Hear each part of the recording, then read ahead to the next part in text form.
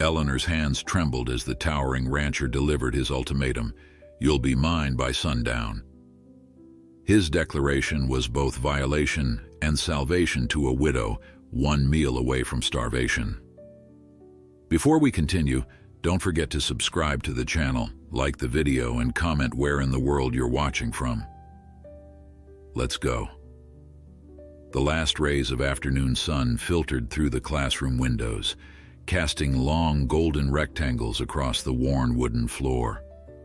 Eleanor Price massaged her temples, willing away the throbbing headache that had plagued her since morning.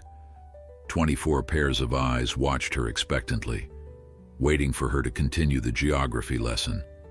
But the words on her slate had begun to blur. This was her third day without a proper meal, and the hunger was making it difficult to concentrate. "Children, please copy the map of the territories into your notebooks," she said, gesturing to the crude drawing she'd managed on the blackboard. "We'll continue our lesson on the western expansion tomorrow." As the students bent over their work, Eleanor allowed herself a moment of despair. 3 months as Red River's school teacher, and she was no closer to stability than when she'd arrived, half-starved and desperate, with nothing but the clothes on her back and her late husband's pocket watch. The meager teaching salary barely covered the rent for her tiny room above the mercantile, and with winter approaching, her situation was growing dire. The town council had promised her decent accommodations as part of her compensation, but like so many promises made to a widow with no family connections, it had evaporated upon her arrival.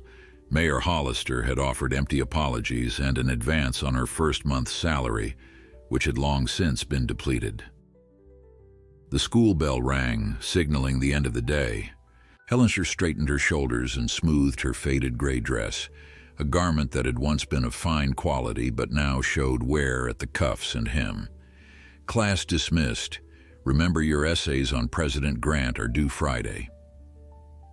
The children gathered their things, their excited chatter about the coming harvest festival, a stark contrast to the quiet dread that had settled in Eleanor's stomach.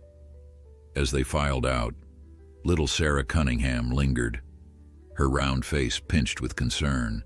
"Miss Price, Mama says you're to come for supper tonight. She's made extra stew." Eleanor felt heat rise to her cheeks. Had her poverty become so obvious that even her students noticed? The thought was mortifying, but pride was a luxury she could no longer afford. "That's very kind of your mother, Sarah. Please tell her I accept with gratitude." Sarah beamed and skipped away, leaving Eleanor alone in the quiet classroom. She sank into her chair, allowing herself a moment of weakness now that no eyes were upon her. At 26, she had never imagined this would be her life, widowed, penniless, and at the mercy of strangers' charity. James had promised her so much more. 7 months of marriage before the fever took him, leaving her with nothing but debts and broken dreams. His family, who had never approved of their son marrying a shop girl, had washed their hands of her. With no skills beyond her education and no prospects in Boston, she had answered the advertisement for a teacher in the Montana Territory, hoping for a fresh start. The sound of heavy boots on the schoolhouse steps roused her from her thoughts. She hastily wiped her eyes and stood, expecting to see Mr. Peterson come to fetch his daughter's forgotten lunch pail. Instead, the doorway filled with the imposing figure of a man she recognized but had never formally met, Nathaniel Wade, the wealthiest rancher in the county, owner of the sprawling Silver Creek Ranch that employed half the men in town. His dark hair was pushed back from a face weathered by sun and wind, his eyes an unsettling shade of blue that seemed to cut through pretense. He wore no jacket despite the autumn chill, just a chambray shirt with the sleeves rolled up, revealing forearms corded with muscle from years of hard work. Eleanor felt suddenly conscious of her shabby appearance and the empty classroom. "Mr. Wade," she said, her voice steadier than she felt. "May I help you with something?" He removed his hat, a gesture of politeness that seemed at odds with his reputation as a hard, uncompromising man. Rumors about Nathaniel Wade circulated freely in Red River, widowed young, left to raise 4 children alone, determined to build an empire in this harsh land regardless of who stood in his way. "Miss Price," he said, his voice deep and resonant, "I believe we haven't been properly introduced." "Mrs.," she corrected automatically. "Mrs. Eleanor Price." Something flickered in his eyes, recognition of her status, perhaps assessment of her age. Too young to be a widow, his gaze seemed to say. "Mrs. Price, then. I've come about my children." Eleanor nodded, understanding dawning. The 4 Wade children, Emma, Charlotte, William, and young Robert, had been absent from school for nearly 2 weeks. "I was beginning to worry," she said. "They're bright students. I hope they haven't been ill." "No, not ill." He stepped further into the room, his presence seeming to shrink the space. "Their governess left us rather suddenly, married the blacksmith and moved to Helena." Eleanor waited, unsure where this conversation was heading. Mr. Wade was not known for social calls or unnecessary words. "I need someone to teach them," he continued. "At the ranch. The winter makes travel difficult, and I can't have them missing months of education." Eleanor blinked, trying to process his words. "You're offering me a position? As a private tutor?" "Yes." His gaze was direct, assessing. "Room and board at Silver Creek, plus wages double what the town pays you." The offer was unexpected and suspiciously generous. Eleanor's mind raced. Double her current salary, plus accommodations and meals. It would solve her immediate problems. But leaving town for the isolated ranch, putting herself under the power of this intimidating stranger, was that wise? "It's very kind," she began carefully, "but my commitment is to all the children of Red River. I couldn't abandon my post." A slight smile curved his mouth, though it didn't reach his eyes. "I've already spoken with Mayor Hollister. He's agreed to release you from your contract. Mrs. Peterson can take over until spring." Anger flared in Eleanor's chest. How dare they decide her fate without consulting her? Had her desperation become so obvious that the entire town was conspiring to solve the widow problem? "I see," she said coldly. "And what if I decline?" Nathaniel Wade studied her with those penetrating blue eyes. "The town's budget is strained. The council was discussing eliminating the teacher's salary entirely, returning to the subscription model where families pay directly." The implicit threat was clear. Without a regular salary, she would be at the mercy of families' ability and willingness to pay, a precarious position that would likely leave her destitute by Christmas. "When would you need my answer?" she asked, hating the tremor in her voice. "Now." He placed his hat back on his head. "Pack your things tonight.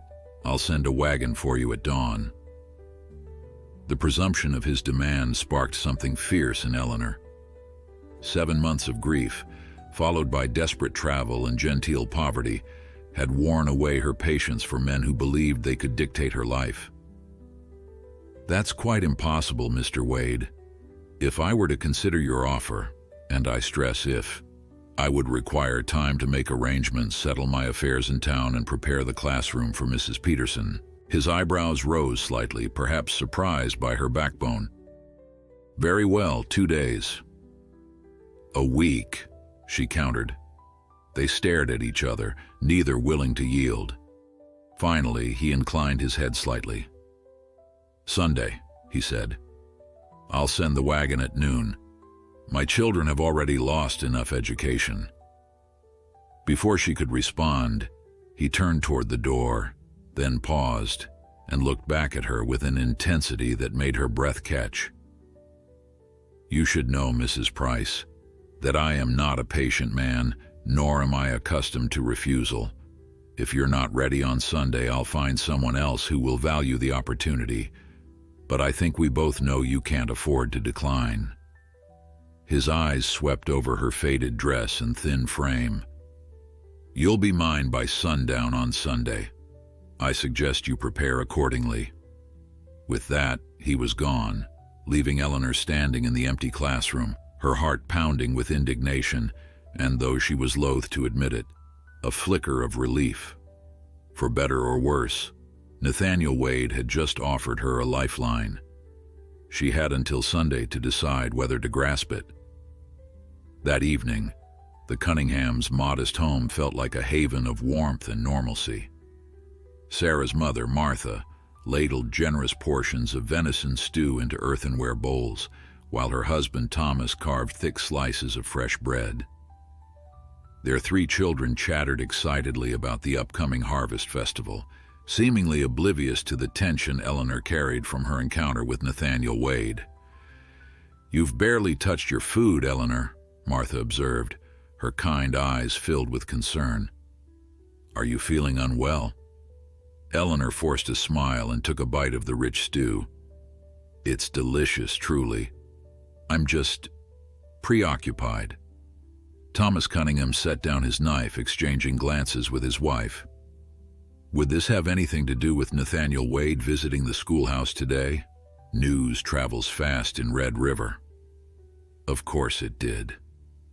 Eleanor sighed, setting down her spoon. She might as well be direct.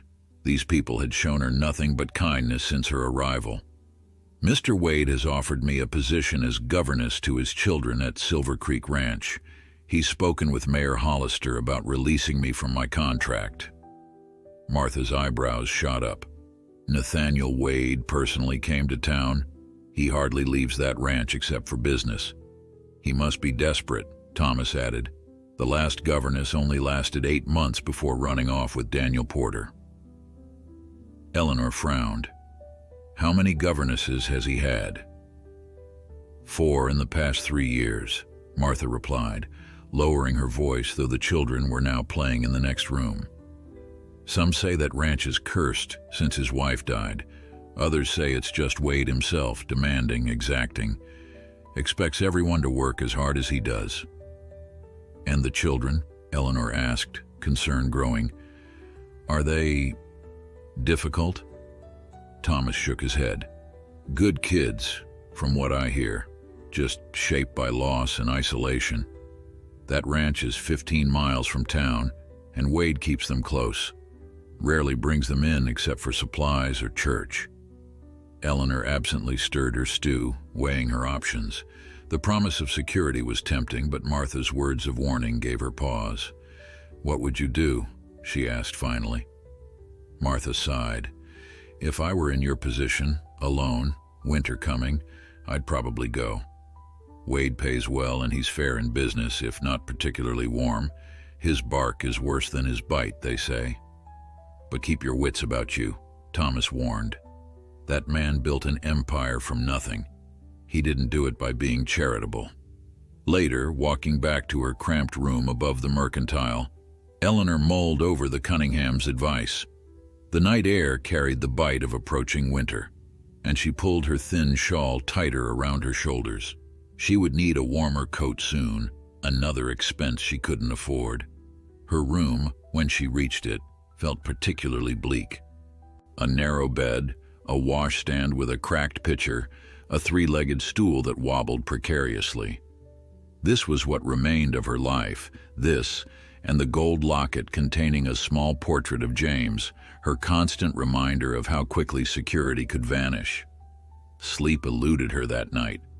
She tossed and turned, weighing the risks of accepting Wade's offer against the certainty of hardship if she refused. By dawn, she had made her decision. The next 2 days passed in a flurry of activity. Eleanor informed Mayor Hollister of her acceptance, trying not to bristle at his obvious relief, and spent hours preparing lesson plans and notes for Mrs. Peterson. She settled her modest debts in town and packed her few belongings. By Saturday, rumors of her departure had spread throughout Red River. Parents and students stopped by the schoolhouse to wish her well, some bringing small gifts, a jar of preserves, hand-knitted mittens, a small book of poetry that brought tears to her eyes. "We'll miss you, Miss Price," 10-year-old Michael Jameson said solemnly, presenting her with a clumsily whittled wooden apple. Pa says Mr. Wade's lucky to get you." These moments of kindness nearly broke her resolve. Red River had become home in a way she hadn't expected, its people accepting her despite her circumstances. Was she making a terrible mistake, trading this community for the isolation of Silver Creek? Sunday dawned clear and cold. Eleanor dressed in her best outfit, a navy blue dress with only one barely noticeable mend at the hem, and pinned her honey brown hair into a neat chignon.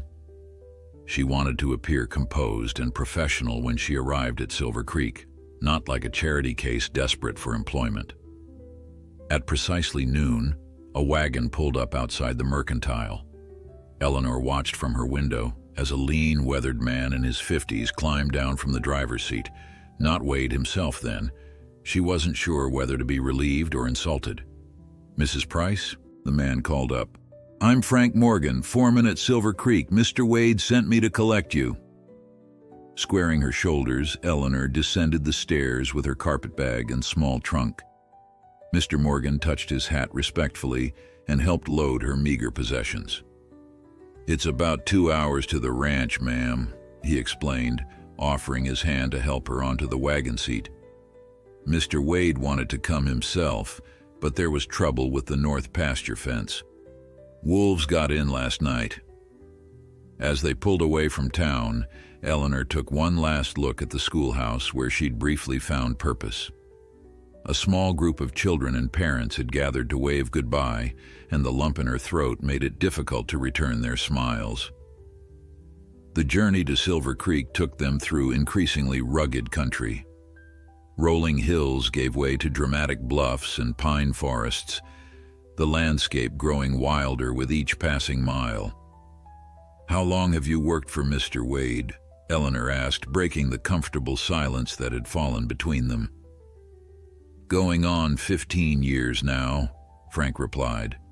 "Came west with him when this was all just wilderness. Helped him build the first cabin at Silver Creek." "You must know him well, then." Frank gave her a sideways glance, his weathered face thoughtful. "Better than most, I suppose. Nate Wade is complicated. Hardest working man I've ever known. Expects the same from everyone around him, but he's fair. Never asks more of others than he asks of himself. And as an employer?" The children mentioned several governesses. Frank chuckled. "Ah, you heard about that. Yes, we've had a few come and go.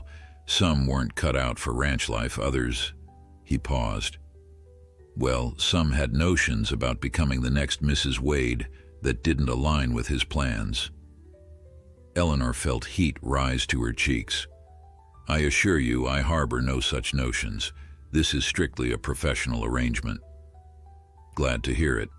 That'll make things simpler." Where Frank pointed ahead to where the valley opened up. "Almost there now. First view of Silver Creek coming up around this bend." Nothing in Eleanor's experience had prepared her for the sight that greeted them as they crested the hill. Below, a sprawling ranch spread across the valley, a large 2-story house of weathered wood and stone, surrounded by outbuildings, corrals, and fenced pastures.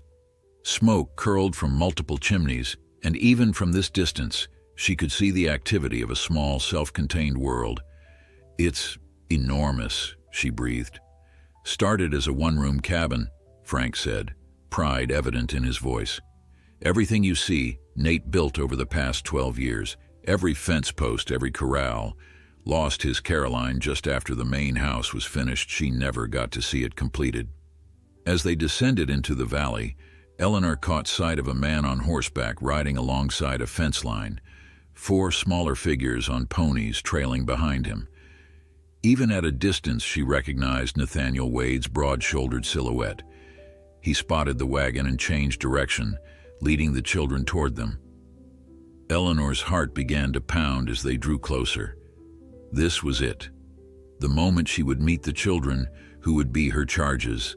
The moment she would begin this new chapter in her life. The wagon rolled to a stop in the yard, and Wade dismounted in one fluid motion, then helped each child down from their ponies. Standing in a row beside their father, They regarded Eleanor with expressions ranging from curiosity to open suspicion. Wade stepped forward, those penetrating blue eyes assessing her as if she were a horse he was considering purchasing. "Mrs. Price," he said with a slight nod, "I see you made your decision."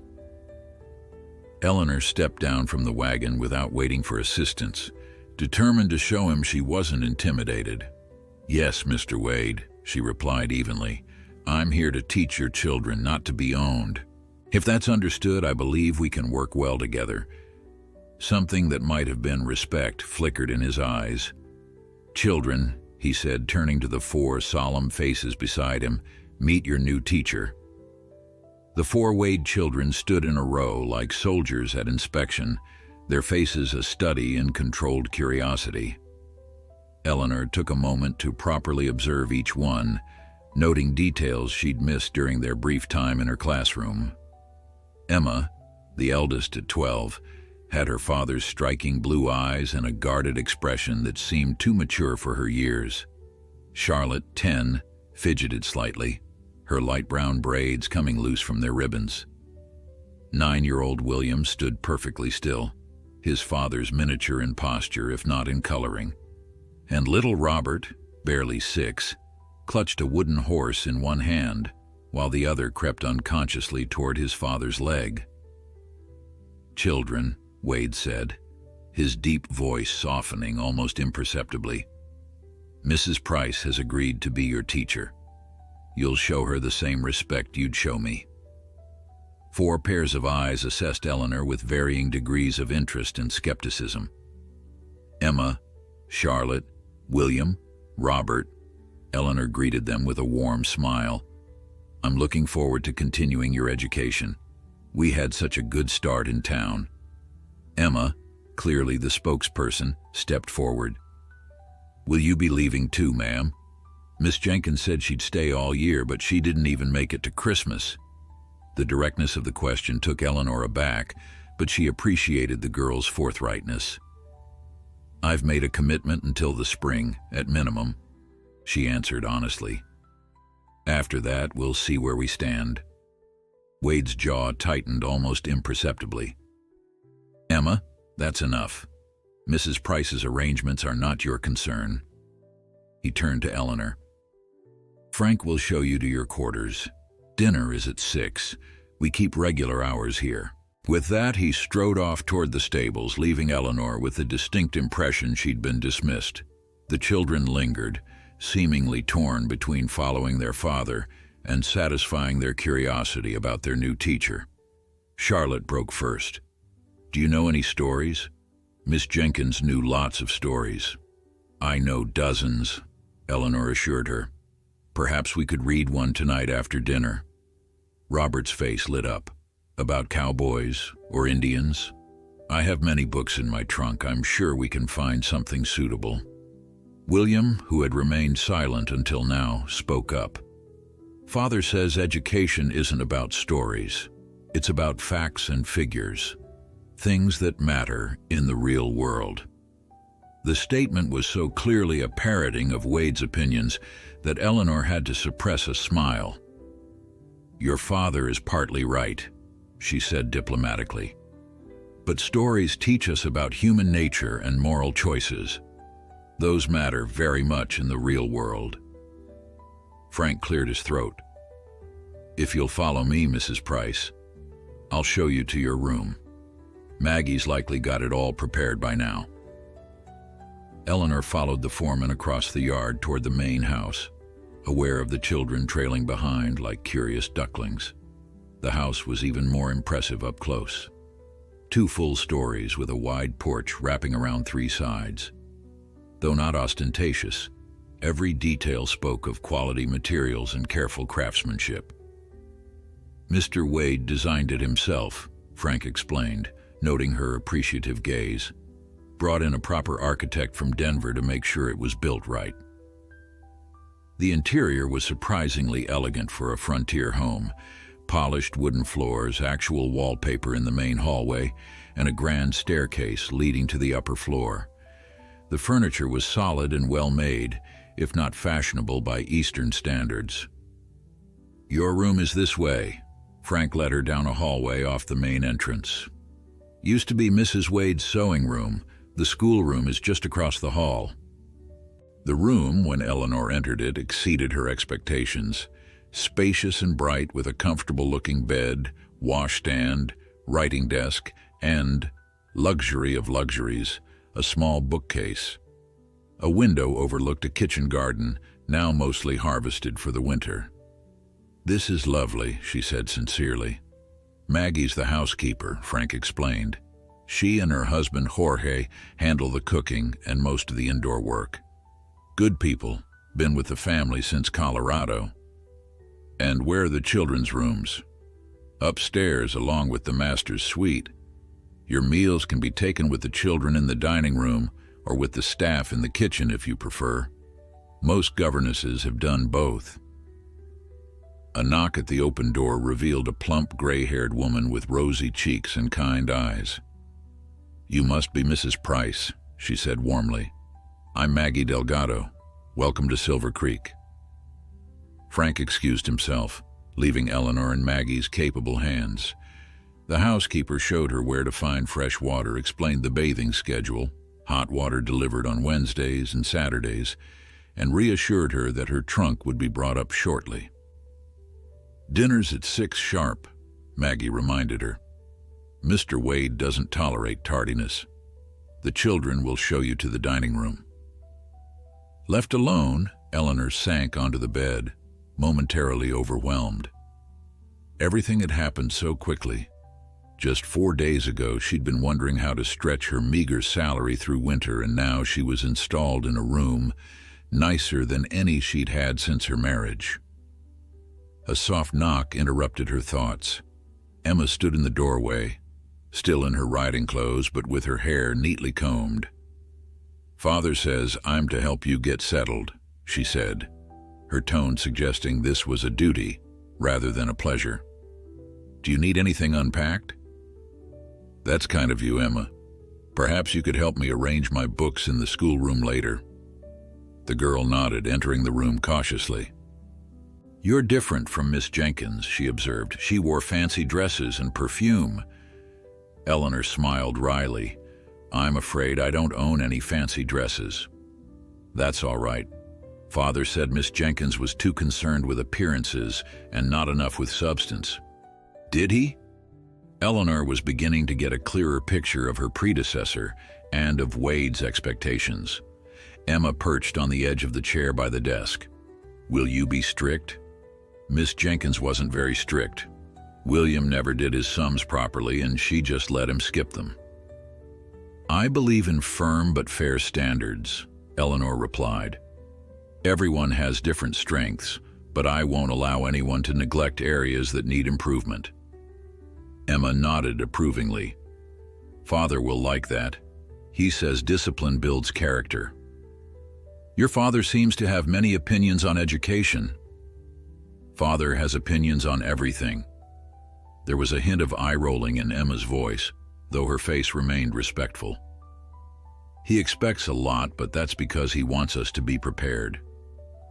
"Prepared for what?" "Life," Emma stated simply. "He says the frontier doesn't forgive weakness or ignorance." Before Eleanor could respond to this rather grim philosophy, Charlotte appeared in the doorway, breathless with excitement. "Mrs. Price, your trunk is here, and Robert found your books. Can we look at them? Please." The rest of the afternoon passed in a flurry of unpacking and organizing. The schoolroom proved to be a pleasant surprise, larger than the Red River schoolhouse, with proper desks, a blackboard, and even a small globe. Eleanor's modest collection of books was received with enthusiasm by the children, who apparently had limited reading material beyond their father's practical reference volumes. At 5:45, Eleanor changed into her second-best dress, a forest green wool that had been let out twice but still maintained its shape. She pinned her hair more securely and washed her face and hands in the fresh basin of water Maggie had provided. The dining room, when the children led her there, continued the theme of understated quality that pervaded the house. A long oak table dominated the space, set with proper china and glassware. Eleanor noted that 6 places were set, 1 at the head of the table, 1 at the foot, and 2 on each side. Wade entered precisely at 6, now dressed in a clean shirt and dark waistcoat. He acknowledged Eleanor with a nod as the children scrambled to their designated seats. "Mrs. Price, you'll sit there." He indicated the foot of the table, opposite his own position. The symbolism wasn't lost on her, placing her in the traditional position of the lady of the house, yet as far from him as the table allowed. The children sat between them, 2 on each side. Wade said a brief grace. Then servants appeared with platters of roast beef, potatoes, and vegetables, more food than Eleanor had seen in one place since leaving Boston. Her stomach growled embarrassingly, reminding her of how long she'd been surviving on bare necessities. "Mrs. Price will begin her duties tomorrow," Wade announced as the food was served. "I expect all of you to be dressed and ready for breakfast at 7, then in the schoolroom by 8. "Yes, sir," the children responded in unison. Wade turned his attention to Eleanor. "I reviewed the curriculum from the town school. It's inadequate. My children need more practical knowledge, mathematics, sciences, geography of the territories, less time on poetry and frivolous literature." Eleanor took a measured sip of water before responding. "A balanced education includes both practical skills and cultural enrichment, Mr. Wade. I would be remiss in my duties if I neglected either." His eyes narrowed slightly. "My children need skills that will serve them in this territory, not drawing room accomplishments for a society that doesn't exist here." "On the contrary," Eleanor replied evenly, "the ability to think critically, appreciate beauty, and understand human nature are invaluable anywhere, even, perhaps especially, on the frontier."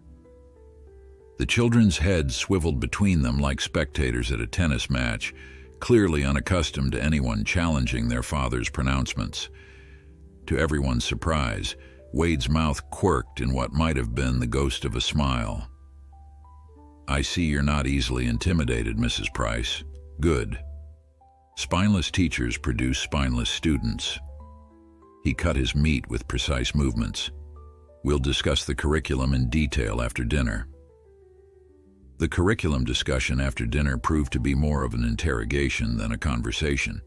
In his study, a masculine sanctuary of leather-bound books, hunting trophies, and maps of the territory, Wade questioned Eleanor extensively about her educational background and teaching methods. Boston Latin School for Girls, then Framingham State Normal School, he mused, examining the certificates she'd presented. Impressive credentials for a frontier teacher. "What brought you west, Mrs. Price?" Eleanor tensed. She'd anticipated this question, but still wasn't prepared to share the painful details of her circumstances. "My husband died," she said simply. "I needed a fresh start."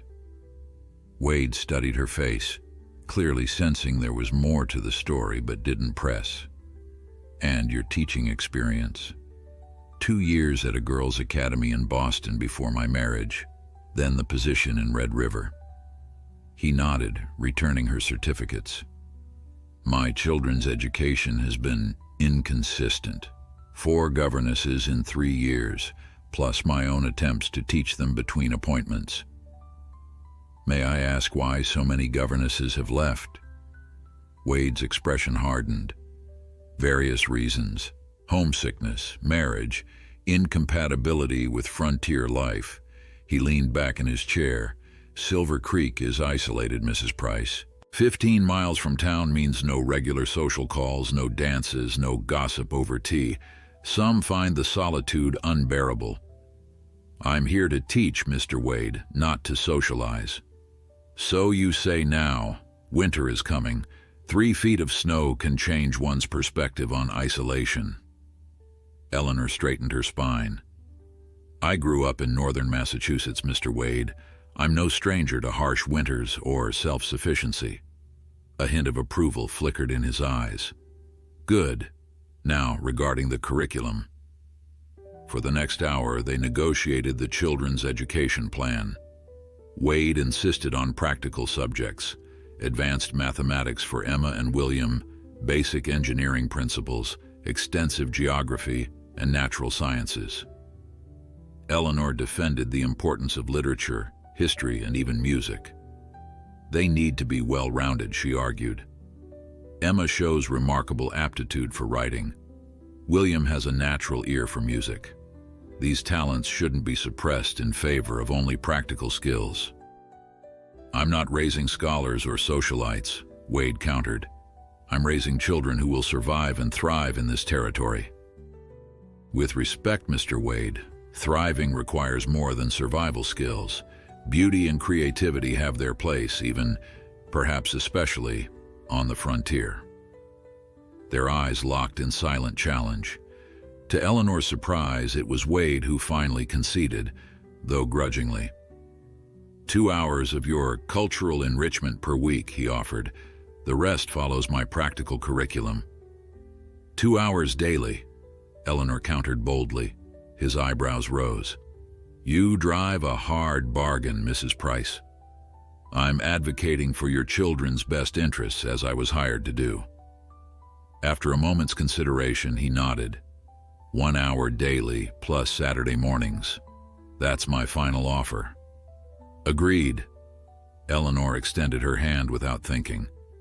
Wade hesitated before taking it. His palm was calloused and warm, engulfing her smaller hand completely. The contact lasted only seconds, but left her oddly unsettled.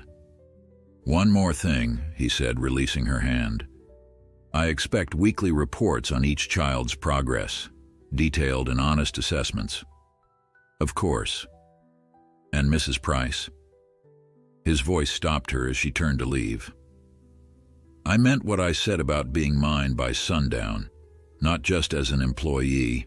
My children are mine. Their education is mine. While you're at Silver Creek, your skills, your knowledge, your time, they're mine as well. I've purchased them fairly. I expect full value for my investment. The proprietary statement should have offended her, but something in his tone, not threatening but intensely serious, made her recognize the weight he placed on his children's future. You'll have my best efforts, Mr. Wade. But remember that you've hired a teacher, not indentured a servant. I maintain my own values and judgment. She closed the door behind her.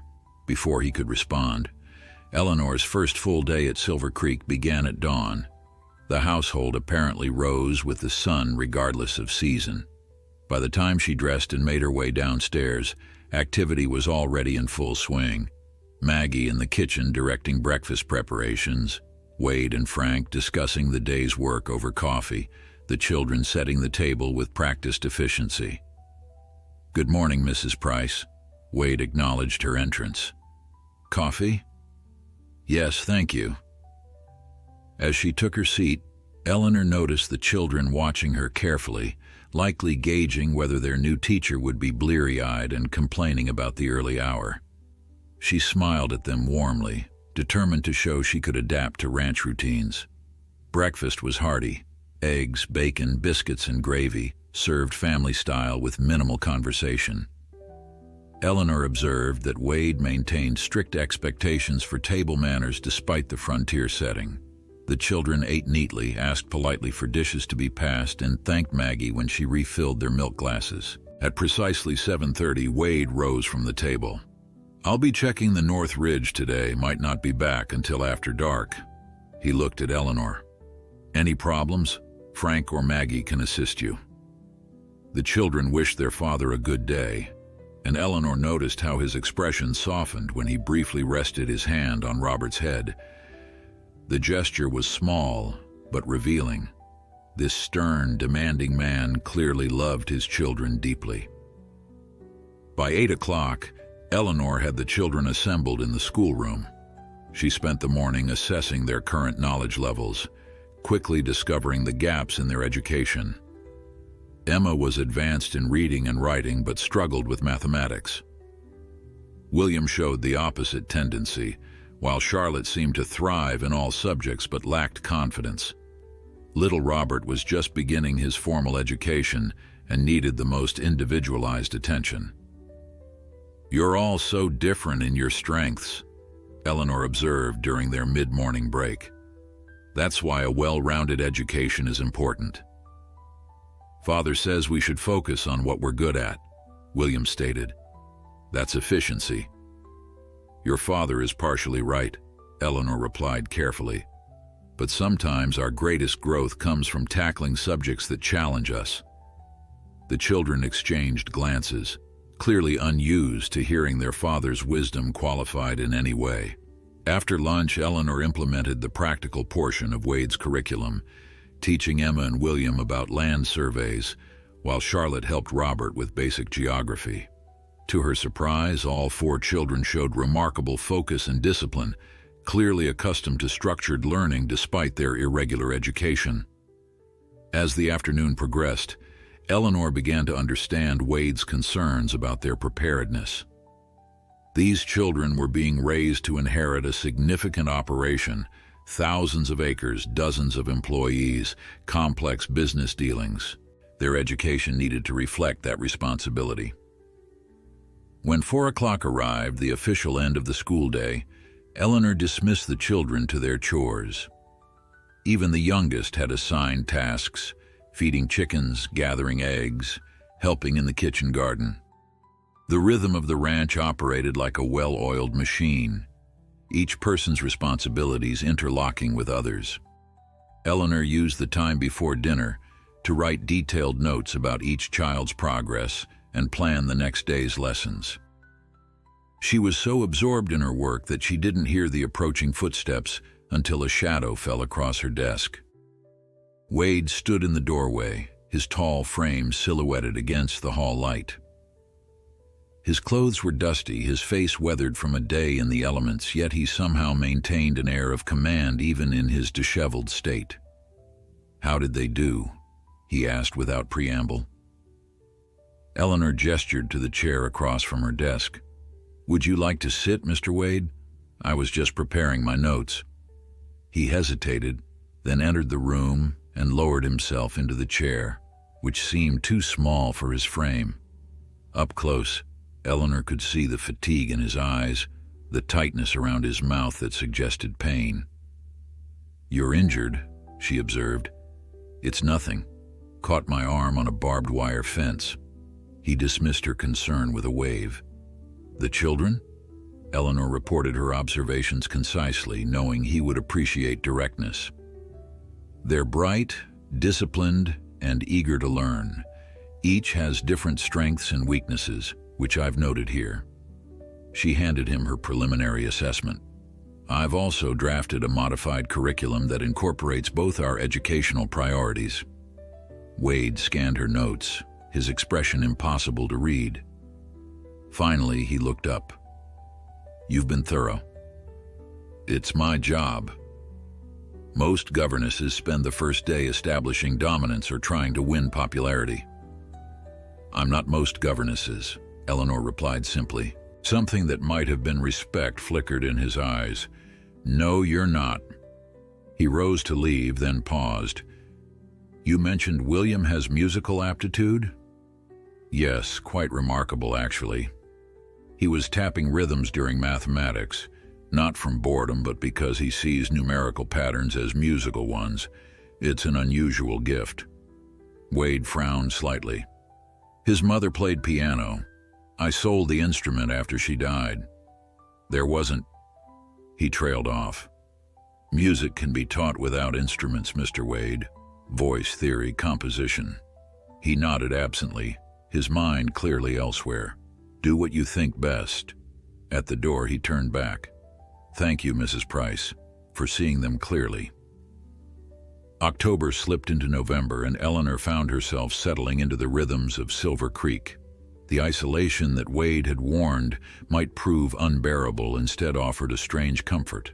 Without the constant scrutiny of townspeople pitying the poor widow, she felt freer to be herself than she had in months. The children responded well to her balanced curriculum. Even Wade had grudgingly acknowledged the improvement in their enthusiasm for learning when he reviewed her weekly reports. Their relationship remained formal but cordial, limited mostly to brief conversations about the children's progress or ranch matters that might affect the school schedule. One evening, nearly 3 weeks after her arrival, Eleanor was reading in the parlor after the children had gone to bed when Wade entered. He hesitated when he saw her, as if surprised to find someone in what was usually his solitary domain at this hour. "Don't get up," he said when she began to close her book. "I only came for some papers." Eleanor settled back in her chair, but found it impossible to return to her reading, with Wade moving about the room, sorting through documents at his desk in the corner. The lamplight cast his profile in sharp relief, the straight nose, firm jaw, and those penetrating eyes now focused intently on his work. "The children mentioned a birthday approaching," she said, breaking the silence. "Robert's, I believe." Wade looked up, seeming almost startled by the mundane topic. "Yes, he'll be 7 on the 15th. I thought perhaps we might plan something special, a small celebration." "We don't typically celebrate birthdays at Silver Creek." Eleanor frowned. "Not at all." Wade's expression tightened. "We acknowledge them, of course. A special meal, perhaps a gift, but not celebrations." "May I ask why?" He was silent for so long that Eleanor thought he might not answer. When he finally spoke, his voice was quieter than she'd ever heard it. "Caroline, my wife, died on Emma's birthday. Ever since then, the children have associated celebrations with loss." He looked down at the papers in his hands. It seemed kinder not to make a production of such occasions. Eleanor's heart ached at the revelation. No wonder Emma seemed so much older than her years. "I'm very sorry, Mr. Wade. I didn't know." "There's no reason you should have." He closed the folder he'd been examining. It was 8 years ago. 8 years. Emma would have been only 4. Eleanor tried to imagine the scene. A child's birthday suddenly transformed into tragedy. A father left alone with 4 small children and a lifetime of birthdays that would forever be shadowed by grief. "Perhaps it's time to create new associations," she suggested gently. "Not an elaborate celebration, but something positive. Children need moments of joy, Mr. Wade, especially children who have experienced profound loss." His jaw tightened. "I provide for their needs." "Yes, you do. Admirably. But childhood requires more than physical necessities." Their eyes met across the room, and for a moment Eleanor glimpsed something vulnerable beneath his stoic exterior, a man who had been doing his best but feared it wasn't enough. "What would you suggest?" he asked finally. "Something simple. A cake after dinner. Perhaps a game or activity Robert particularly enjoys. The acknowledgement that his life is worth celebrating, even amid loss." Wade considered this, then nodded once. "Arrange it as you see fit, but please, keep it moderate." "Of course." He returned to his papers and Eleanor to her book, but something had shifted in the atmosphere between them. A boundary had been crossed, a small confidence shared. The next morning brought the first significant snowfall of the season. Eleanor woke to a transformed landscape, the valley blanketed in pristine white that softened every harsh line. The children were predictably excited, pressing their faces against frosted windows during lessons and struggling to concentrate. "I believe we need a practical application of our science lessons," Eleanor announced after watching William stare longingly outside for the 5th time in an hour. "Bundle up, everyone. We're going to study the properties of frozen water." Their whoops of delight echoed through the house as they raced for coats and mittens. Outside, the cold air stung Eleanor's cheeks, but the children's joy was infectious. They measured snow depth in different locations, observed crystalline structures, and discussed insulation properties. When the lesson inevitably devolved into a snowball fight, Eleanor found herself laughing harder than she had in months. A particularly well-aimed snowball from Charlotte caught her squarely in the back, sending her stumbling forward into a drift. As she regained her balance, still laughing, she became aware of being watched. Wade stood on the porch, his expression unreadable as he observed their impromptu snow lesson. Eleanor straightened, suddenly conscious of how unprofessional she must appear, hair escaping its pins, cheeks flushed, clothing dusted with snow. "Mr. Wade," she called, trying to regain her dignity, "we're conducting experiments on frozen precipitation." "So I see." Was that amusement in his voice? Highly scientific snowball trajectories. Precisely. She smiled despite herself. "Would you care to join our research?" Something flickered across his face, longing perhaps quickly suppressed. "Unfortunately, I have correspondence to complete. Carry on with your, experiments." As he turned to go back inside, Robert's voice piped up. "Father never plays with us in the snow." The words hung in the cold air, innocent yet devastating in their implication. Wade froze, his back to them, shoulders suddenly rigid. "Your father has important responsibilities," Eleanor said quickly, uncomfortable with the child's observation. "More important than us?" William asked, his young face serious. Wade turned slowly, his expression carefully controlled. "The ranch provides for all of us, William. Someone must ensure it continues to do so." "But you're the one who always says family comes first," Emma pointed out, her logical mind seizing on the inconsistency in her father's philosophy. Eleanor watched as Wade struggled to formulate a response that wouldn't contradict his own teachings. Impulsively, she packed a snowball and tossed it lightly, hitting the porch railing beside him. "Perhaps Mr. Wade needs a practical demonstration of our scientific findings," she suggested with a boldness that surprised even herself. 4 pairs of childish eyes widened in shock at her audacity. Wade stared at the snow, now dusting his porch railing, then at Eleanor's challenging smile. For a heart-stopping moment, she thought she'd overstepped catastrophically. Then, deliberately, he set down his papers, descended the porch steps, and scooped up a handful of snow. "Hypothesis," he stated in a serious tone that belied the spark in his eyes. "A well-packed projectile launched from an optimal angle will achieve maximum distance and accuracy." The children shrieked with delight as their father joined their game, quickly proving that his aim was as precise in play as in work. For 20 minutes, Silver Creek witnessed the unprecedented sight of Nathaniel Wade engaged in a snowball fight, his deep laugh joining the children's higher voices in a chorus of unexpected joy. When they finally returned inside, red-cheeked and breathless, Eleanor caught Wade looking at her with an expression she couldn't quite decipher, something between gratitude and wonder, as if she'd given him a gift he hadn't known he needed. That evening, Wade found Eleanor in the schoolroom preparing the next day's lessons. He stood awkwardly in the doorway, hands behind his back, until she noticed his presence. "Mr. Wade, is something wrong?" "No." He hesitated, then entered the room. "I wanted to thank you for today. It's been a long time since I've heard them laugh like that."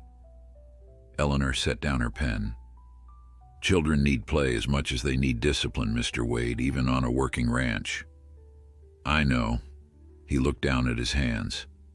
"After Caroline died, there was so much responsibility suddenly on my shoulders, keeping the ranch going, raising 4 children, just surviving. Somewhere along the way, I forgot how to play." The admission, so personal and unguarded, touched something deep in Eleanor's heart. "It's never too late to remember," she said softly. Their eyes met, and Eleanor was startled by the intensity in his gaze. For a brief moment, she saw not the intimidating rancher who had declared she would be his by sundown, but a man carrying burdens too heavy for one person, a father who wanted more for his children than he knew how to give.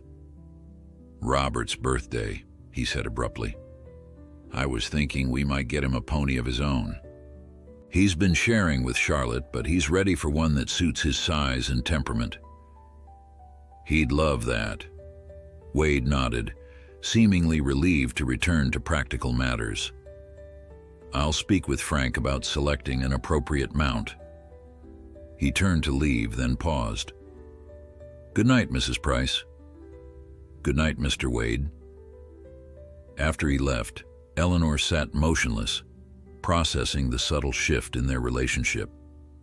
Something had changed today. Boundaries softened, defenses lowered, however slightly. The man who had declared so possessively that she would be his by sundown was revealing layers she hadn't expected to find. Outside, snow continued to fall, insulating Silver Creek from the outside world. The isolation that Wade had warned might prove unbearable now felt like a protective cocoon, giving all of them space to rediscover parts of themselves that had been buried under grief and survival. Robert's birthday celebration, though modest by most standards, marked a turning point at Silver Creek.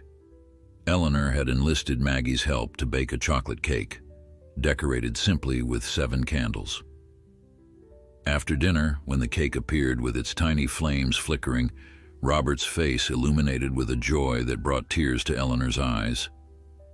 Wade had followed through on his promise of a pony, a gentle dappled gelding with a patient temperament perfectly suited to a 7-year-old boy. Robert had been speechless with delight, throwing his arms around his father's waist in a rare display of physical affection that Wade returned awkwardly but sincerely. Most surprising, however, was Wade's additional gift, a small wooden flute, carved by his own hands during evening hours. Eleanor hadn't realized he'd spent in the workshop behind the stables.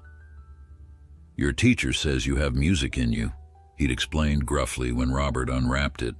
Your mother would have wanted you to explore that. The mention of Caroline, offered voluntarily in a moment of celebration rather than sorrow, seemed significant. Eleanor had caught Emma's startled glance, the girl clearly understanding the milestone this represented. Now, a week later, Eleanor sat by the fire in the parlor, mending one of Charlotte's dresses while the children completed their evening reading. Wade had been absent since morning, riding out with Frank to check on cattle in the high pastures before another snowstorm arrived. Mrs. Price, Emma said, looking up from her book, do you think we might have a Christmas celebration? A proper one with a tree and everything? The question hung in the air, weighted with hope and history. Eleanor set aside her mending, choosing her words carefully. That would be lovely, Emma, but it would be a decision for your father to make. He won't agree, William stated flatly. We haven't had a proper Christmas since Mother died. We have presents, Charlotte clarified, and special food, but no tree or decorations or carols. Eleanor's heart ached at this further evidence of how grief had shaped their childhood. Your father has his reasons, I'm sure. It's because Christmas was Mother's favorite, Emma explained. She always made everything so beautiful. Father says there's no point trying to recreate what can't be the same. But we barely remember Mother's Christmases now, William added, his practical nature asserting itself. It seems illogical to avoid something because it won't be identical to a memory we hardly have. The wisdom in the boy's observation struck Eleanor forcefully. These children deserved their own memories, not just pale shadows of ones they could barely recall. Perhaps your father might consider a compromise, she suggested. Not attempting to recreate past celebrations, but creating new traditions that honor your mother while allowing you to form your own memories. Emma's eyes lit up. Would you ask him, Mrs. Price? He listens to you. Does he? Eleanor asked, surprised by the child's perception. Of course, Emma replied matter-of-factly. He respects your opinions. We can tell. Before Eleanor could respond to this startling assertion, the front door opened, bringing a blast of cold air and the sound of stamping boots. Wade and Frank entered, snow dusting their shoulders and hats, their faces reddened from the bitter wind. Storm's coming in faster than expected, Wade announced, shrugging off his heavy coat. Frank, tell the men to secure everything in the south pasture before morning. As Frank departed, Wade noticed the children and Eleanor by the fire. "You should all be in bed. It's nearly 9. "We were just finishing our reading, Father," Emma explained, closing her book. Mrs. Price was helping Charlotte with a difficult passage. Wade's expression softened slightly as he moved closer to the fire, holding his hands out to the warmth. Eleanor noticed him wince as he rotated his right shoulder. "You're injured again," she observed. "Old injury. Acts up in the cold." He dismissed her concern with a wave. "Children, say goodnight and get to bed. Tomorrow will be a busy day preparing for the storm." After the children had obediently filed upstairs, Eleanor remained by the fire, watching as Wade poured himself a small measure of whiskey from a decanter on the side table. "The storm looks serious?" she asked. "Could be. Barometric pressure's dropping fast." He took a sip of his whiskey, still standing as if unsure whether to join her or retreat to his study. "Best to be prepared." "The children were asking about Christmas," Eleanor said, deciding to raise the subject while they had a rare moment alone. "They hoped we might have a celebration this year. A tree, perhaps some decorations." Wade's expression closed immediately. "We acknowledge Christmas appropriately. With gifts and a meal, yes. But children need more than acknowledgement of significant occasions, Mr. Wade. They need joy, tradition, memories. They have what they need." "Do they?" Eleanor challenged gently. "Or do they have what you can bear to give them?" His eyes flashed. "You overstep, Mrs. Price." "Perhaps." She held his gaze steadily. "But someone needs to advocate for their emotional needs, not just their physical and educational ones. And you presume to know their needs better than their father." "Not better, differently." Eleanor softened her tone. "You've done remarkably well, Mr. Wade. 4 children raised alone on a frontier ranch, all of them healthy, intelligent, well-mannered. It's an achievement few could match." The unexpected praise seemed to catch him off guard. He took another sip of his whiskey, his defensive posture relaxing slightly. "But," he prompted, "but they're missing aspects of childhood that matter. Celebration, tradition, the freedom to express joy without feeling they're betraying their mother's memory." Wade sat heavily in the chair opposite her, setting his glass on the small table between them. "You think I'm using Caroline's memory as an excuse?" "I think grief changes us," Eleanor replied carefully. "It narrows our vision sometimes, makes us believe that moving forward means forgetting." "You speak from experience." It wasn't a question, but Eleanor answered anyway. "Yes, when James died, I thought acknowledging happiness would somehow diminish what we'd had, as if joy were disloyal to grief." Wade studied her face in the firelight. "And now? Now I believe the greatest dishonor to those we've lost is to stop living fully because they cannot." Something flickered in his eyes. Recognition, perhaps, or the beginning of understanding. For a long moment they sat in silence, broken only by the crackling fire and the increasing howl of wind outside. Finally, Wade spoke, his voice lower than usual. "What would you suggest for Christmas?" Eleanor felt a small surge of victory but kept her expression neutral. Nothing elaborate. A tree the children could decorate, perhaps an evening of carols, some special foods they could help prepare. Not an attempt to recreate Caroline's Christmases. "No," Eleanor agreed. "Something new. Something that honors the past but isn't bound by it." Wade nodded slowly, then rose to his feet, wincing again as he moved his shoulder. "I'll consider it." He paused, looking down at her. "Your husband, how long were you married?" The personal question surprised her. 7 months. His eyebrows rose slightly. "Not long. Long enough to love, too brief to prepare for loss." Wade's expression softened with unexpected empathy. "No amount of time prepares us for that." Their eyes met, and Eleanor felt a strange connection, Two people who understood grief not as an abstract concept, but as a lived reality that forever altered one's landscape. The moment was broken by a particularly fierce gust of wind that rattled the windows. Wade glanced toward the sound, his expression returning to its usual practical concern. "The storm's worsening. You should get some rest, Mrs. Price. If it's as bad as I expect, we may be confined to the house tomorrow." "Good night, Mr. Wade." He paused at the doorway. "Thank you," he said so quietly she almost missed it, "for advocating for them." Before she could respond, he was gone, leaving Eleanor alone with the fire and the growing storm outside. She remained there for some time, reflecting on the complex man who had hired her to educate his children, but was slowly allowing her to influence their lives in ways that went far beyond academic instruction. Outside, the wind continued to build, driving snow against the windows in fierce gusts.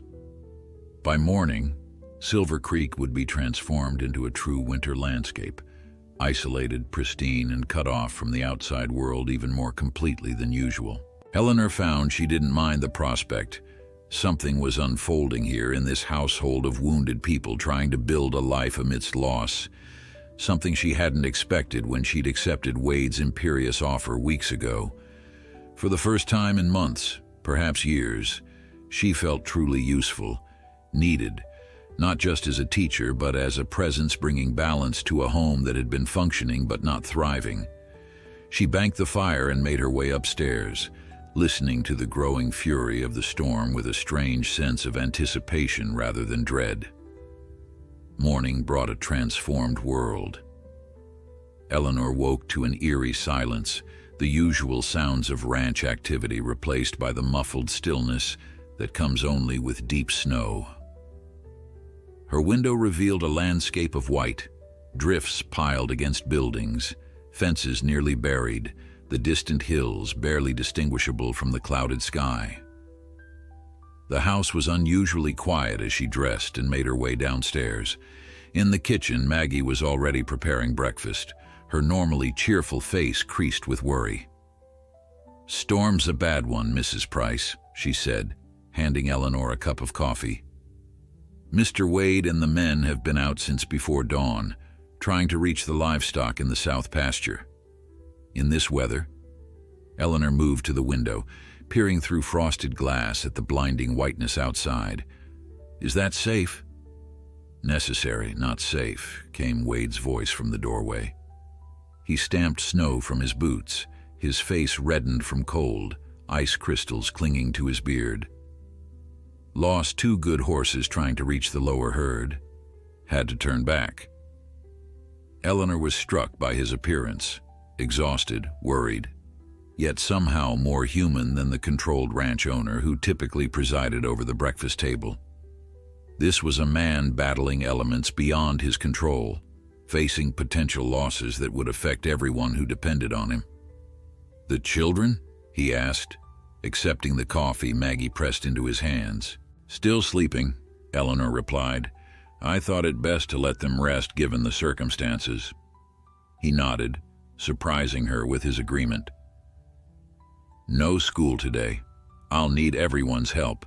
The bunkhouse roof is straining under the snow weight, and we need to move provisions to the main house in case it collapses." Throughout the day, Silver Creek became a hive of controlled urgency. The children, rather than being sheltered from the crisis, were given age-appropriate tasks. Eleanor worked alongside Maggie, preparing food for the ranch hands who rotated through the kitchen in shifts, their clothes caked with snow, faces grim with determination. Wade was everywhere at once, giving orders, physically helping move hay bales, checking structural integrity of outbuildings. Eleanor caught glimpses of him through windows and doorways, a commanding presence moving through the storm with purpose and authority. By evening, the immediate dangers had been addressed, though the storm showed no signs of abating. The ranch hands who normally occupied the bunkhouse were relocated to the barn, bedrolls spread in the relative warmth of the hayloft. The main house became command central, with Frank and Wade conferring over maps of the property, marking locations of scattered herds and planning recovery efforts once the weather cleared. After the children were finally in bed, exhausted from the day's unusual activities, Eleanor found herself alone in the kitchen with Wade. He sat at the table, a mug of coffee cooling before him, staring at his hands with the 1,000-yard gaze of a man calculating losses. "How bad is it?" she asked quietly, taking the seat across from him. He looked up, seeming almost surprised to find her there. "Bad enough. We'll lose cattle. Impossible to say how many until we can reach the South Range. Could be a dozen, could be 50. I'm sorry." He gave a short, humorless laugh. Nature's way of reminding us who's really in charge out here. He rubbed a hand across his face, the gesture revealing exhaustion he typically concealed. "The children did well today. They wanted to help, to be useful, like their mother." The words seemed to escape before he could consider them. Caroline never flinched from hard work or crisis. During the blizzard of '65, she helped deliver twin calves in the barn while 8 months pregnant with Robert. Eleanor recognized the significance of this voluntary mention of his wife, the second in a week after years of silence about her. "She sounds remarkable." She was. His voice softened. "Born to this life in ways I never was. Her father ran cattle in Colorado. She could ride and rope before she could read." "And you? Where did you begin?" The personal question hung between them.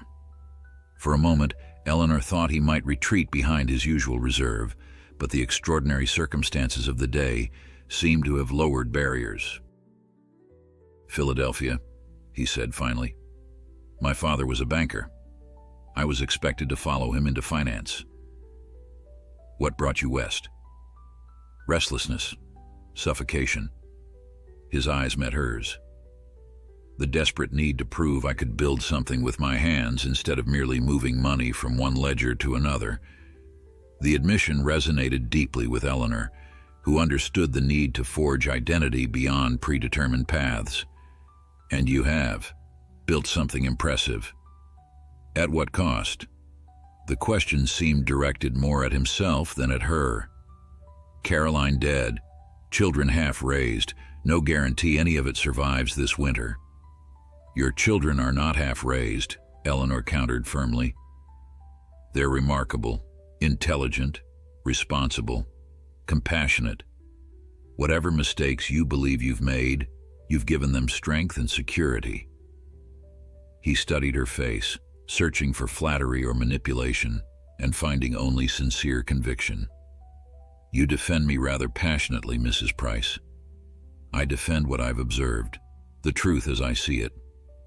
Something shifted in his expression, the faintest softening around his eyes, a barely perceptible release of tension in his jaw. "And what truth do you see when you look at me, Eleanor?" The use of her given name, so unexpected in this context, caught her off guard.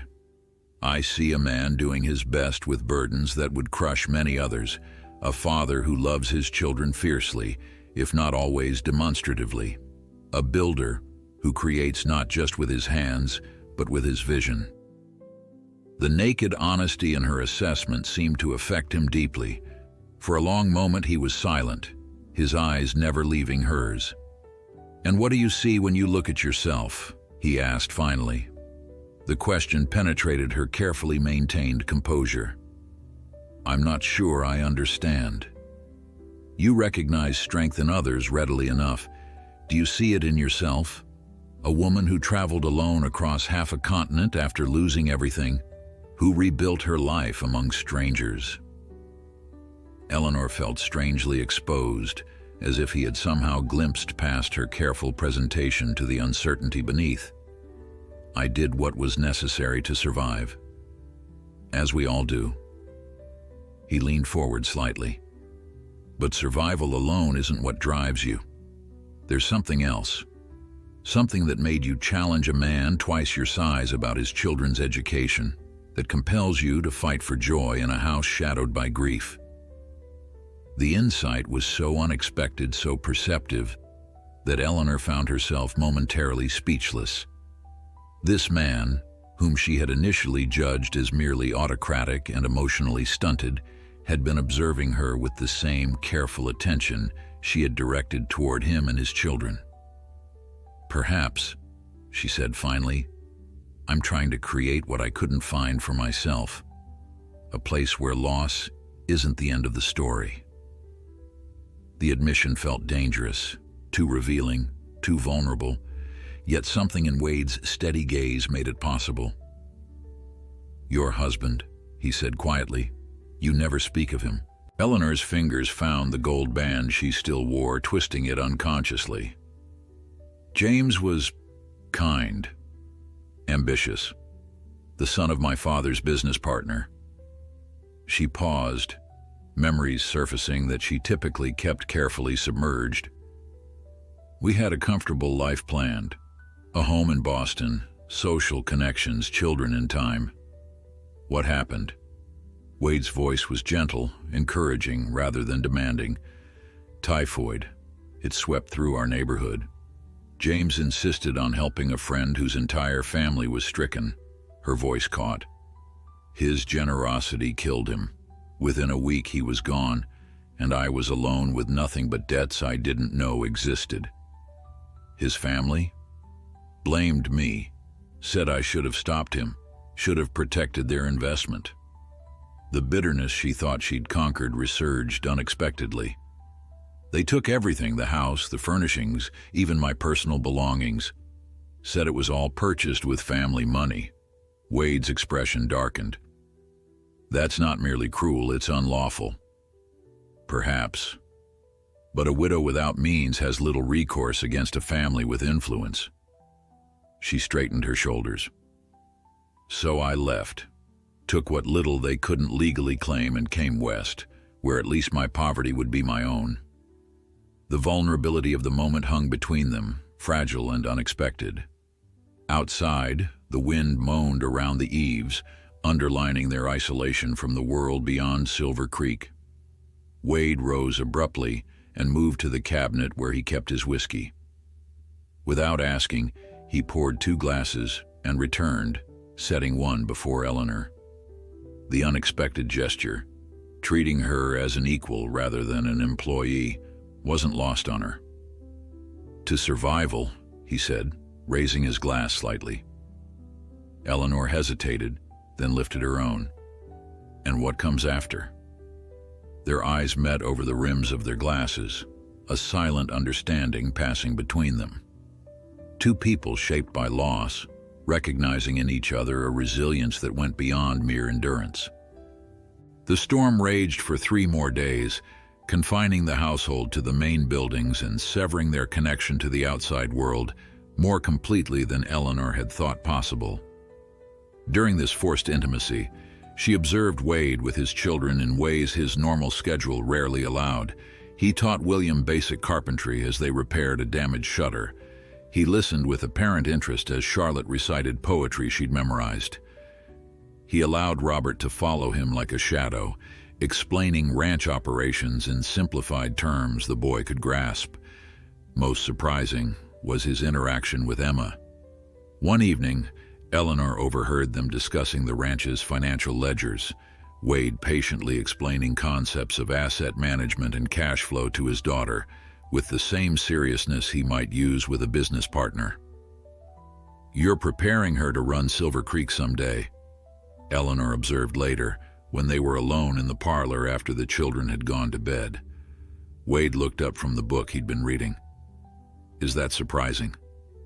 Many fathers would assume their sons would inherit, regardless of aptitude or interest. "Emma has the mind for it," he said simply. "William may have the physical strength, but Emma has the strategic thinking and determination. She reminds me of Caroline that way." "You're fortunate to see your children clearly, without being blinded by convention." "Convention has little place on the frontier, Mrs. Price. Out here, ability matters more than tradition." He marked his place in his book and set it aside. "Besides, Silver Creek will need all of them, working to their strengths. One person alone can't sustain something of this scale. Is that why you push them so hard? To prepare them for their inheritance? Partly. Wade's expression grew more serious. But also because the frontier doesn't forgive weakness. I learned that when Caroline died. There was no time for extended grief. 4 children and 3,000 acres didn't care about my personal loss. They needed attention, decisions, labor. Eleanor considered his words. There's wisdom in that pragmatism, but there's also danger in teaching children that emotions must always be subordinated to practicality. You think I'm raising them to be cold.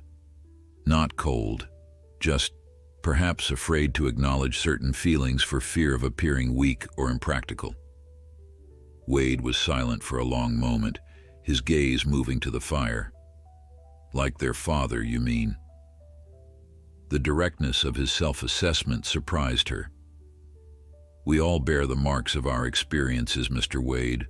Loss changes us, hardens us in some places, makes us vulnerable in others. And what has loss done to you, Eleanor? He used her given name again, the informality somehow fitting in this quiet, firelit conversation. She considered the question seriously. Made me more cautious, certainly. Less willing to rely on others. She paused, examining feelings she rarely articulated, but also more determined to find meaning beyond mere survival. James's death taught me how quickly security can vanish. It makes material comfort seem insufficient as life's goal. What is sufficient then? Purpose, connection. She met his eyes. Joy, when it can be found. The storm finally broke on the 4th day, leaving behind a transformed landscape and the daunting task of assessing damages. Eleanor watched from the porch as Wade and his men rode out at dawn, their figures growing smaller against the vast white expanse. Will they find all the cattle? Charlotte asked, coming to stand beside her. I hope so, Eleanor replied, though she had gathered enough about ranching to know that significant losses were inevitable after such a severe storm. Throughout the day, reports trickled in as riders returned to warm up, change horses, and head out again. The news was mixed. Some herds had found natural shelter and survived relatively intact. Others had scattered or been trapped in ravines. The final accounting would take days. Wade himself didn't return until well after dark. Eleanor, unable to sleep until all were accounted for, was sitting in the kitchen with a cup of tea when he entered, his face etched with exhaustion and something heavier than mere physical fatigue. The losses, she asked quietly. Worse than I hoped, better than I feared. About 60 head confirmed dead, perhaps twice that still unaccounted for. He sank onto the bench across from her, accepting the coffee Maggie silently placed before him. 2 of the men have frostbite. The bunkhouse roof will need complete rebuilding. But the ranch will survive. Silver Creek has weathered worse. His voice carried the weight of hard-earned knowledge. This is the reality of the life I've chosen, Eleanor. Beauty and brutality in equal measure. Freedom and responsibility so intertwined they become indistinguishable. The use of her first name no longer seemed accidental or exceptional. It had become natural, at least in these private moments. She found she welcomed the shift, the subtle acknowledgement of a relationship that had evolved beyond employer and employee. The children have been worried about you, she said. They tried not to show it, but they watched the window all day. Something softened in his expression. I should check on them. They're sleeping now. They need that more than reassurance. They trust you'll return. He nodded, his gaze dropping to his hands. Strong, capable hands now chapped and reddened from hours in the bitter cold. Sometimes I wonder if I've done right by them, bringing them up in this isolation, with only a grieving father and hired hands for guidance. They're extraordinary children, Nathaniel. His given name slipped out before she could consider it, but it felt right in this moment of rare vulnerability. Whatever doubts you have about your choices, the results speak for themselves. His eyes met hers, registering her use of his name with a flicker of surprise that quickly softened to something warmer. Thank you for seeing them, seeing us, with such generous eyes. The moment stretched between them, weighted with unspoken possibilities. Eleanor became acutely aware of the intimacy of their situation. Alone in the kitchen after midnight, the rest of the household asleep, the walls holding back the vast wilderness beyond.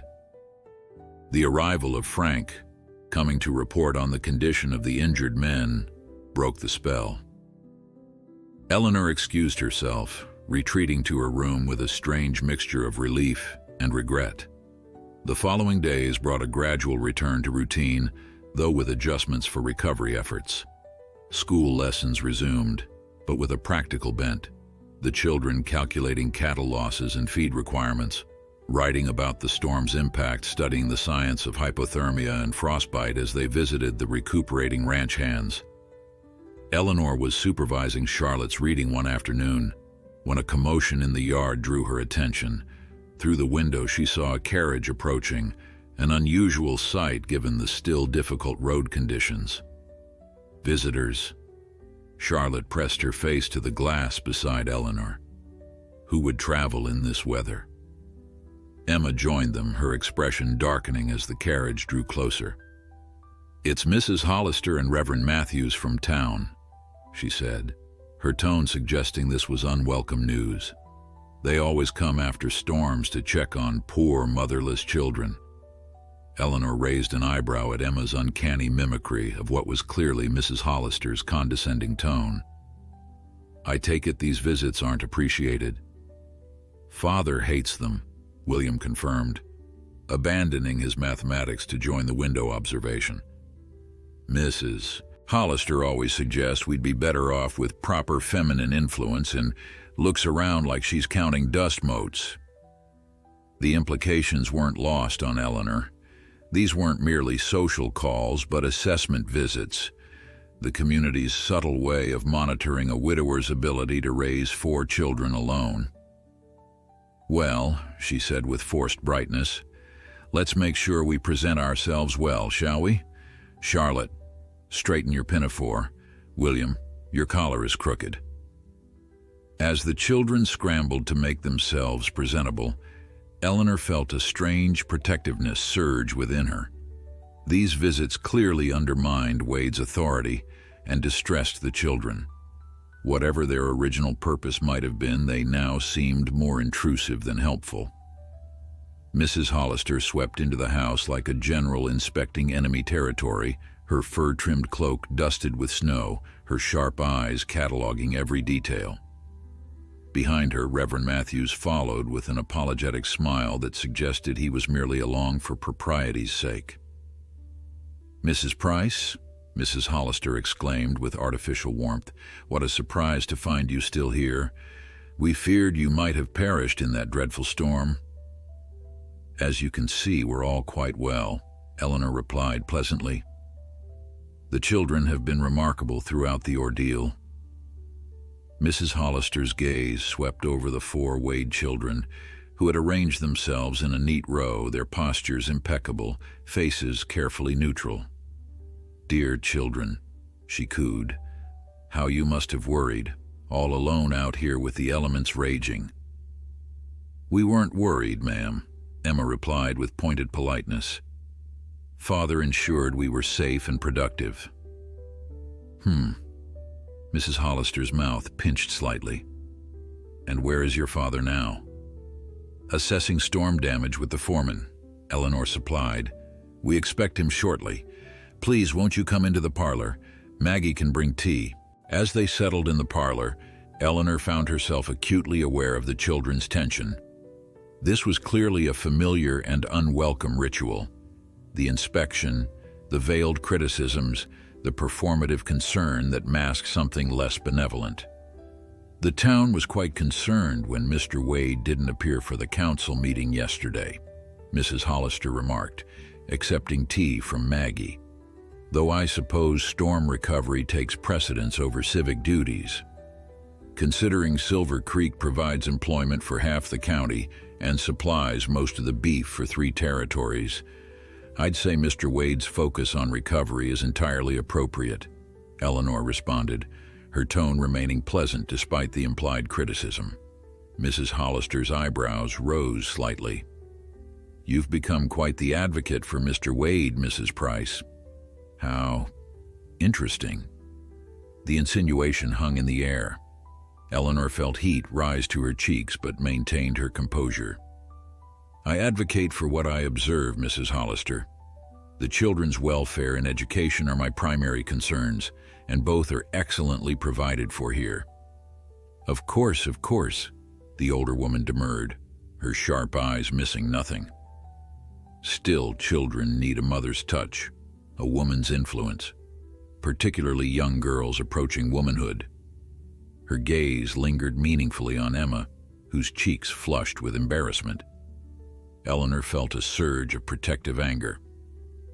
"These children have grown into remarkable young people under their father's guidance. Their character and accomplishments speak for themselves." "Mrs. Price has been teaching us about Shakespeare and astronomy," Charlotte interjected, clearly sensing the tension and trying to help.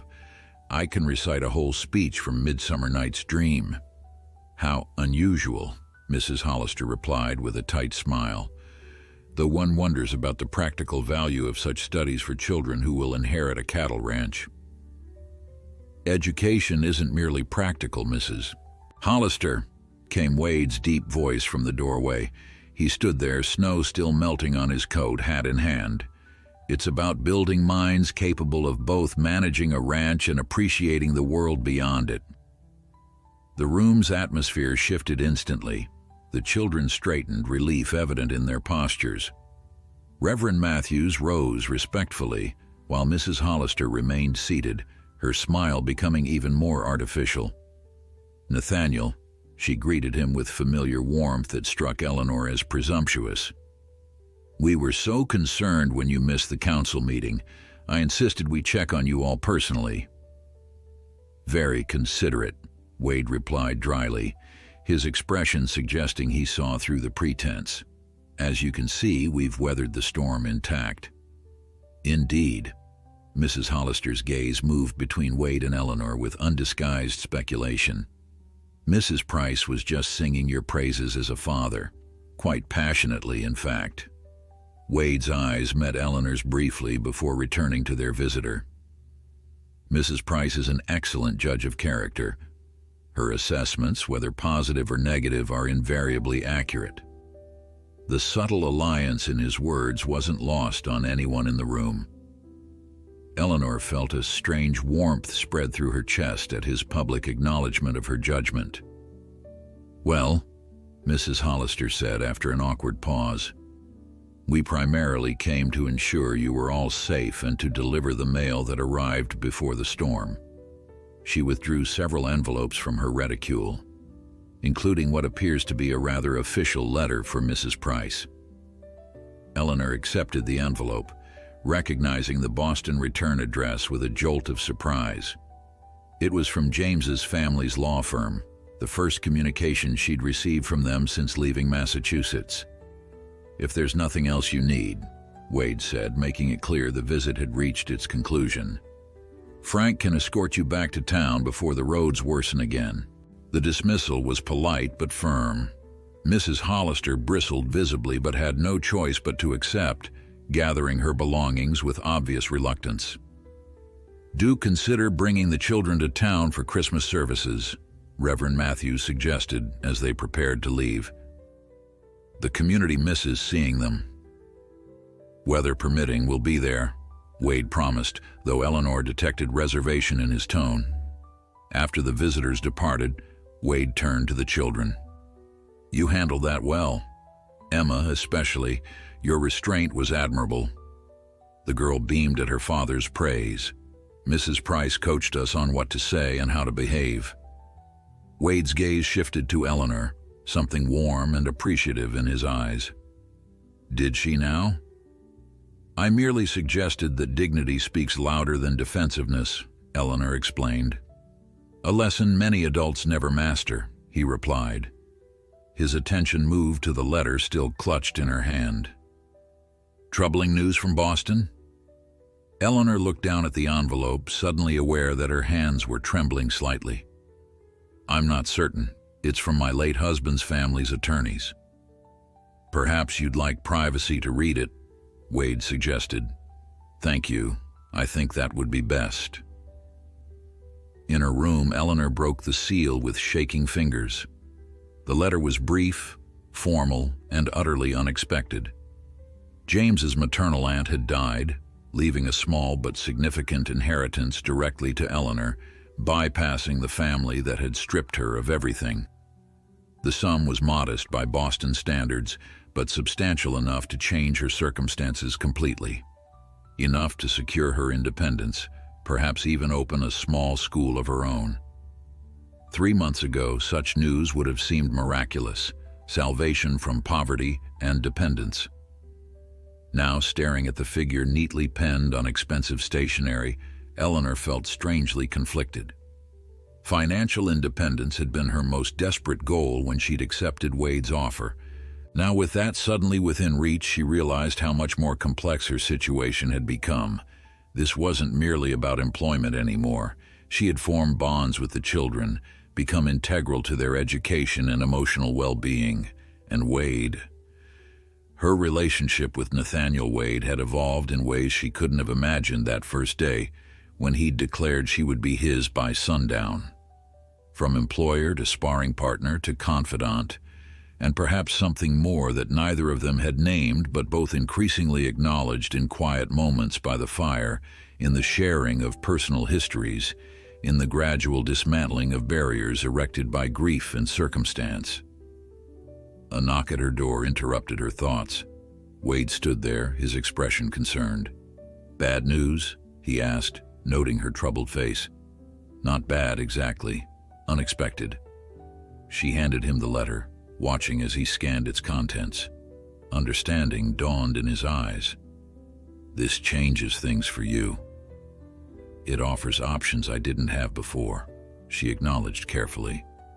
Wade returned the letter, his face revealing nothing of his thoughts. "You're no longer compelled to remain at Silver Creek by financial necessity." "No." The single word hung between them, weighted with unasked questions. "What will you do?" His voice was carefully neutral, but Eleanor detected tension beneath the composure.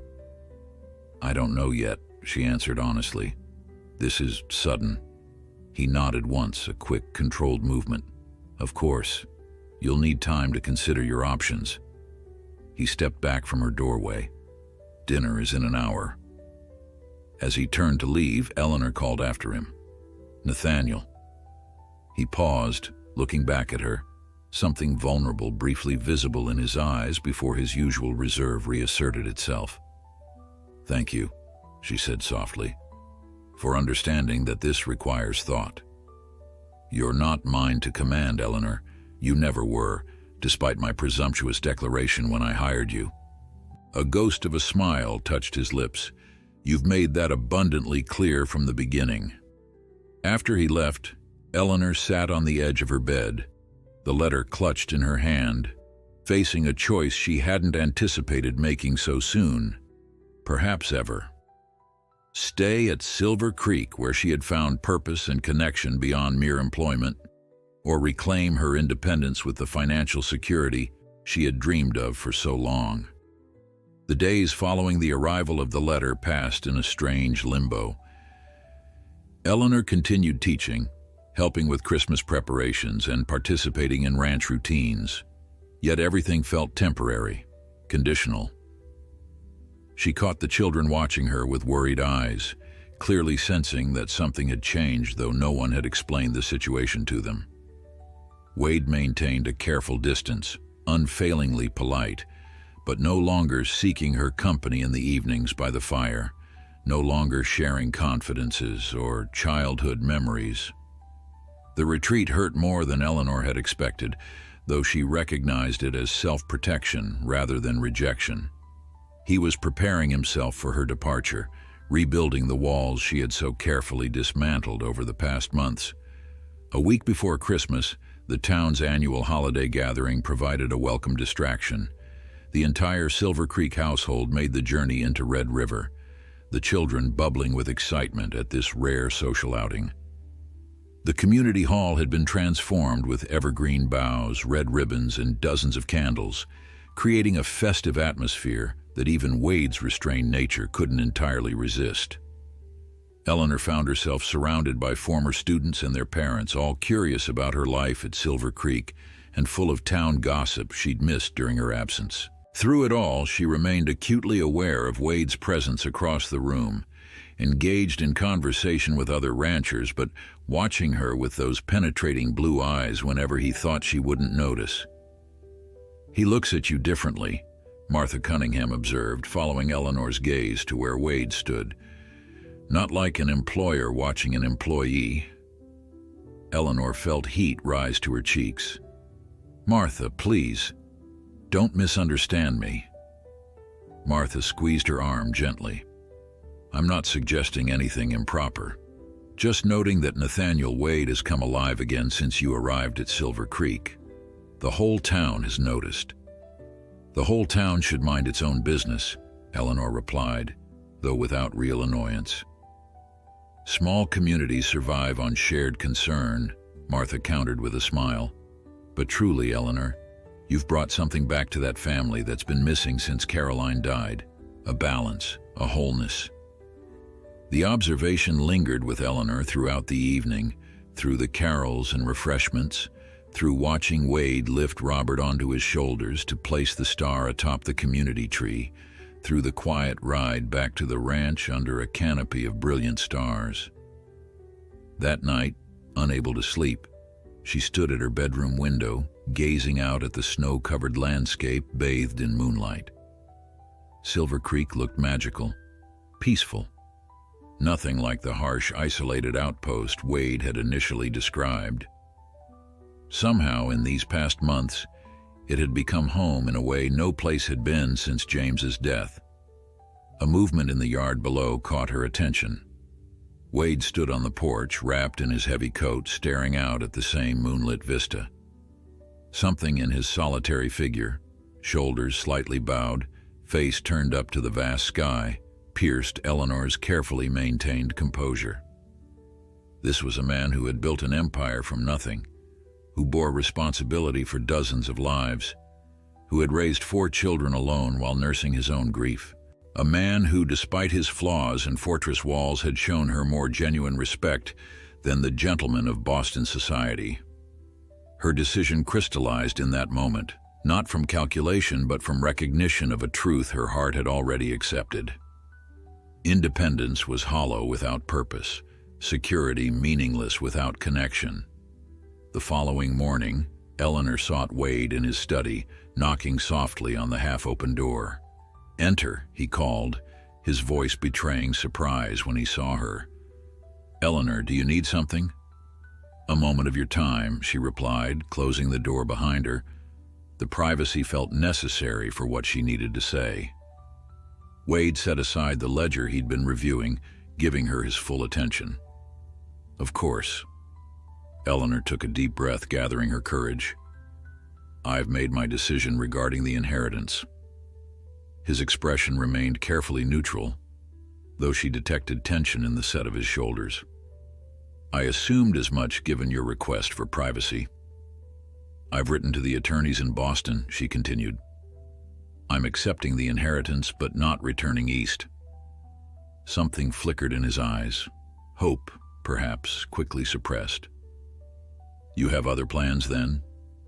"I do." She moved closer to his desk, her heart pounding. "I'd like to establish a proper school on Silver Creek land, not just for your children, but for the ranch hands' families, neighboring homesteaders, anyone within reasonable distance. Many have no access to education during winter months." Wade studied her face, his expression unreadable. "You want to stay in the territory?" "I want to stay at Silver Creek," she clarified. "If that's still an option." As the children's teacher? Yes. She held his gaze steadily. And perhaps, as more than that, in time. The words hung between them, their implication unmistakable. Wade rose slowly from his chair, moving around the desk until he stood before her, close enough that she could see the fine lines at the corners of his eyes, the flecks of gray in his dark beard. "Eleanor," he said, her name almost a caress on his lips. "Are you certain? Your inheritance offers freedom, independence, everything you've worked toward. I've learned that independence without connection is a hollow victory." She summoned her courage and continued. "When you said I would be yours by sundown, I was offended by the presumption. But over these months, I've come to understand what you were really offering. Not ownership, but belonging. A place, a purpose, a family." His hand moved to her face, calloused fingers gentle against her cheek. "I expressed myself poorly that day. Old habits of command rather than invitation."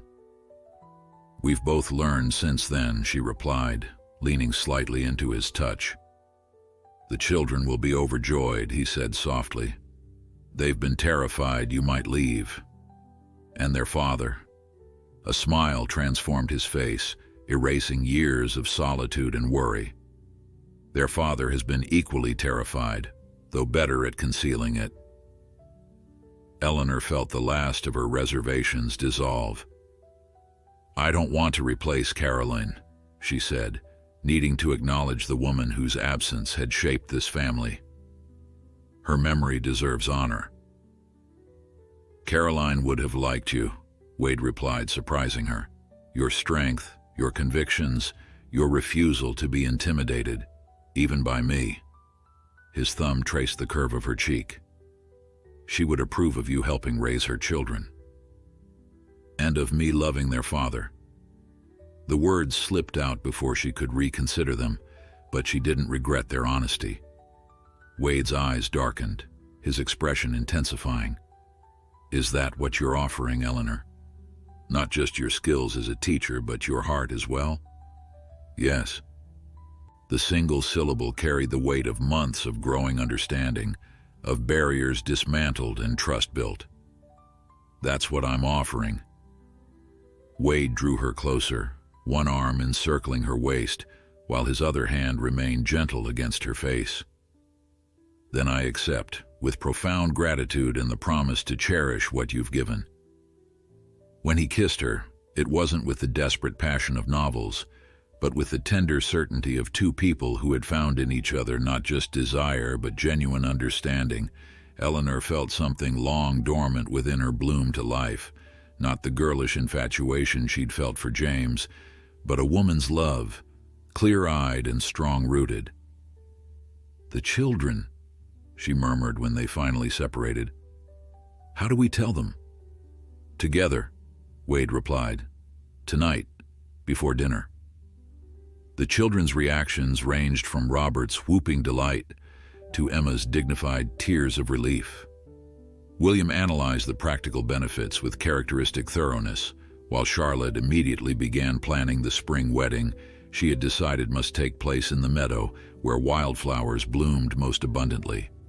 That evening, as the family gathered in the parlor to trim the Christmas tree Wade had finally agreed they should have, Eleanor watched him lift Robert to place ornaments on higher branches, patient with the boy's excited chatter. Emma and William sorted through decorations with careful deliberation, while Charlotte hummed carols as she arranged candles. The scene was ordinary yet extraordinary. A family healing, growing, building new traditions while honoring old memories. A home becoming whole again. Wade caught her watching and moved to her side, his hand finding hers in a gesture that now felt natural, right. "Happy?" he asked quietly. Eleanor squeezed his hand, thinking of the journey that had brought her to this moment, from desperate widow to respected teacher to beloved partner, from woman alone to woman connected. "Yes," she replied, the single word encompassing all she had found at Silver Creek. "Deeply, truly happy." Outside, the sun was setting, painting the snow-covered landscape in shades of gold and rose. Through the window, Eleanor could see the buildings of Silver Creek Ranch silhouetted against the twilight sky. The barn, the bunkhouse, the corrals and workshops. The empire Nathaniel Wade had built with his hands, the legacy their children would inherit. "You were right, you know," she said softly, meeting his questioning gaze with a smile. "That first day when you said I'd be yours by sundown." His arm slipped around her waist, drawing her closer. "I was right about the outcome," he acknowledged, "but wrong about nearly everything else. You're not mine by declaration or purchase or necessity." "No," she agreed, resting her head against his shoulder as they watched the children decorating their first Christmas tree in 8 years. "I'm yours by choice, and that makes all the difference."